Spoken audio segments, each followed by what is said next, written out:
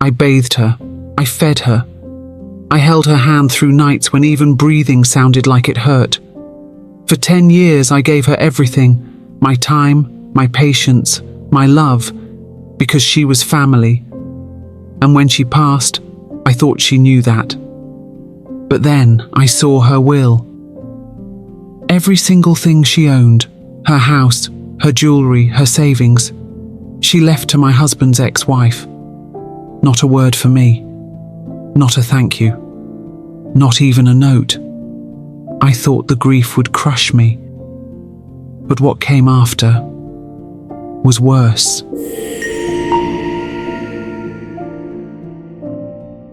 I married Michael when I was 27. A little late according to my mother, but just right for me. He was gentle, funny, the kind of man who held doors open and made you tea when you were upset. He'd been married once before, to a woman named Rachel. I'd heard the story more times than I wanted. Childhood sweethearts, quick marriage, quicker heartbreak. He said it ended because they wanted different things. I believed him. By the time I met him, Rachel had already moved to another city. I thought she was just a name from his past. But I didn't know then how long some names can linger like perfume in an empty room. When Michael's mother, Margaret, fell ill 2 years into our marriage, it started small. Forgetting where she left her glasses, repeating stories, calling Michael by his father's name. Alzheimer's, they said. It would be slow, unpredictable and cruel. We didn't have children. Michael worked long hours and there wasn't anyone else to help. His sister lived abroad. So when the question came, who will take care of her? It wasn't even a discussion. I will, I said. I meant it. I thought love extended to family even when it was inconvenient. At first, it wasn't so bad. She'd sit in the sunroom humming old hymns, sipping tea. Sometimes she'd tell me stories of her youth, how she met her husband at a dance hall, how Michael was a curious boy who once hid a frog in her purse. I liked those afternoons. She wasn't warm exactly, but polite, distant, maybe cautious. Then one day, I brought her lunch, soup and toast. She looked at me and asked, "And who are you again?"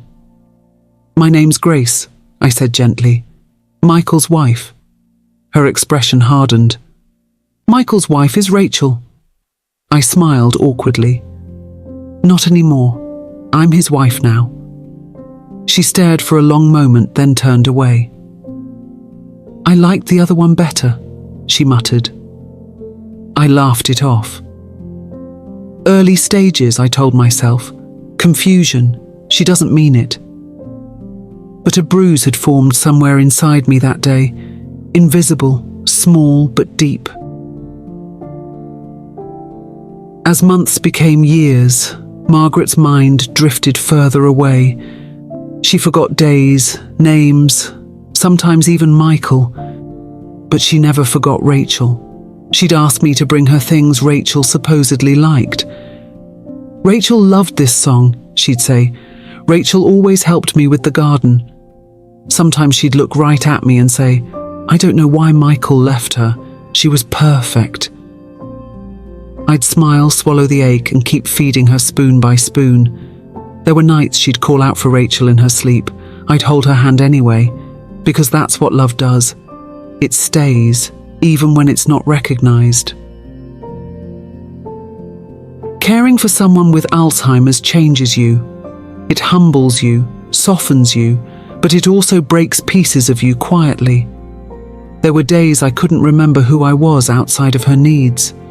Morning medications, afternoon walks, changing bed sheets, cleaning spills, holding her through tears when she thought her long-dead husband had just left the room.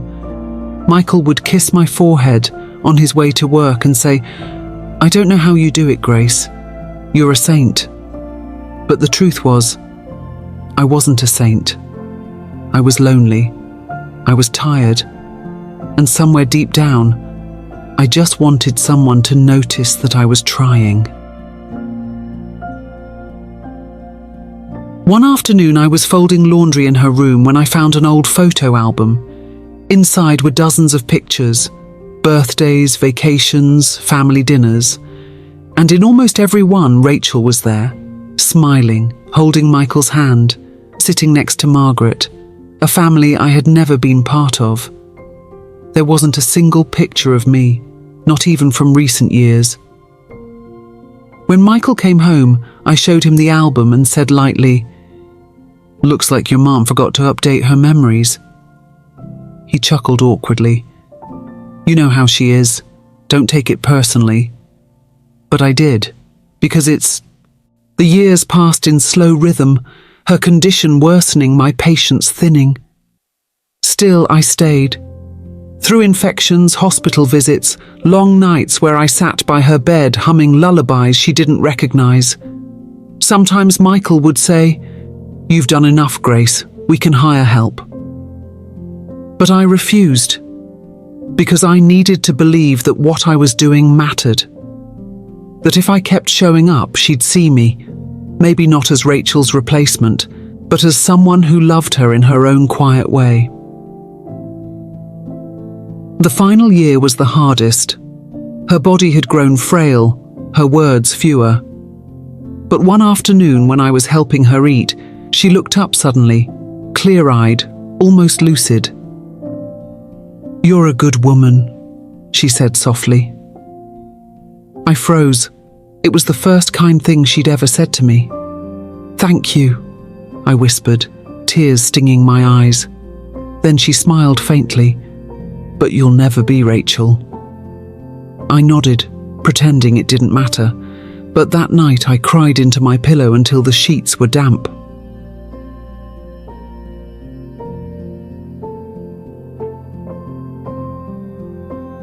She passed away on a quiet morning in spring. The house felt too still, too clean, like grief had been scrubbed out of it. I handled the funeral arrangements, the flowers, the guests. Michael was devastated, not just by her death, but by the years he'd already been grieving her mind. We stood together by her grave, and for the first time I thought maybe we'd both find peace now. Maybe she'd finally know, wherever she was, that I had loved her, even when she couldn't love me back. 2 weeks later, we were called to the lawyer's office for the will reading. I wasn't expecting much. Maybe a piece of jewelry or one of her old books. Something small but sentimental. Michael sat beside me, pale and tense. The lawyer, an older man with wire-rimmed glasses, began reading aloud. "To my beloved son Michael, I leave my love and memories." I smiled faintly. Then, "To my dear Rachel." My stomach tightened. "I leave my home, my savings and all my personal possessions in gratitude for the years she spent as part of our family." There was a long silence. The lawyer continued. "And to Grace." I held my breath. "I leave my appreciation for the care she provided." That was it. Not a penny, not a keepsake, just appreciation. A word that felt as empty as the house I'd cleaned for a decade.